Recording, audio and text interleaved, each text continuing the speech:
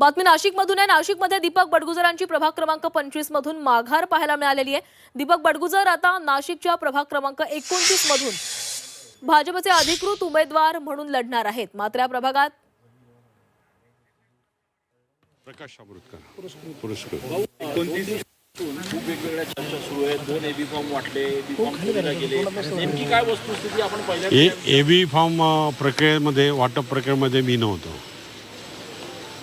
तो काय कसा गोंधळ झाला काय झाला तो पक्षाचे लोक सांगतीलच। त्याच्यावरती मंथन चालू आहे पक्षाचं। जे काही झालं असेल निष्कर्ष बाहेर येईलच। परंतु मला जे एबी फॉर्म मिळाले तेच एबी फॉर्म मी दिले। आज भाजपच्या 2 उमेदवारांना खरं तर कमळ चिन्हाच्या ऐवजी पुरस्कृत होण्याची वेळ आली, याला जबाबदार कोण?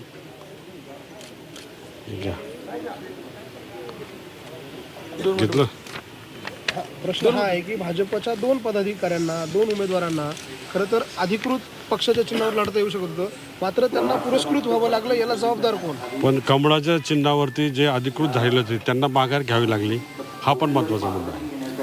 29 मधनं माघार घेणं अपेक्षित होतं दीपक बडगुजर यांची, कारण मुकेश नाही आणि त्यांचा मार्ग 29 मध्ये दीपक बडगुजर निवडणूक लढणार हे सर्व कोर कमिटीच्या बैठकीमध्ये झाले होते।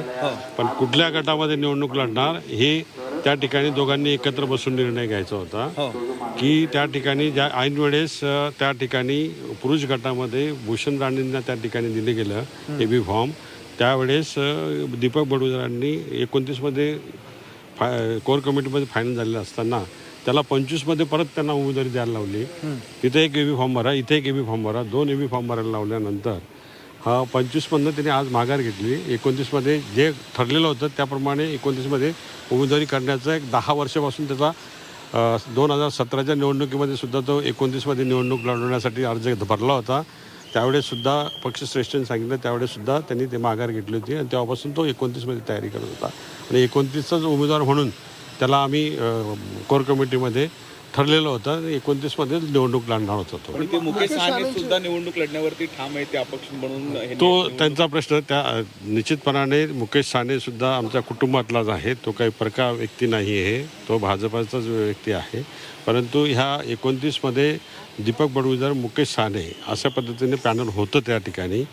पण त्या ठिकाणी ज्या पद्धतीने एबी फॉर्ममुळे ज्या गोंधळ झाला आहे निश्चितपणाने त्याच्यावरती अन्याय झालेला आहे, त्याच्यावरचा अन्याय दूर करण्यासाठी मी स्वतः प्रयत्न करतो। विधानसभा निवडणुकीमध्ये तुमच्या विरोधामध्ये ही सगळी मंडळी होती, तो राग मनामध्ये घेऊन राजकारणात आजचा मित्र उद्याचा शत्रू होतो, कालचा शत्रू आजचा मित्र होतो। त्या राजकारणामध्ये हे काय मायने नाही।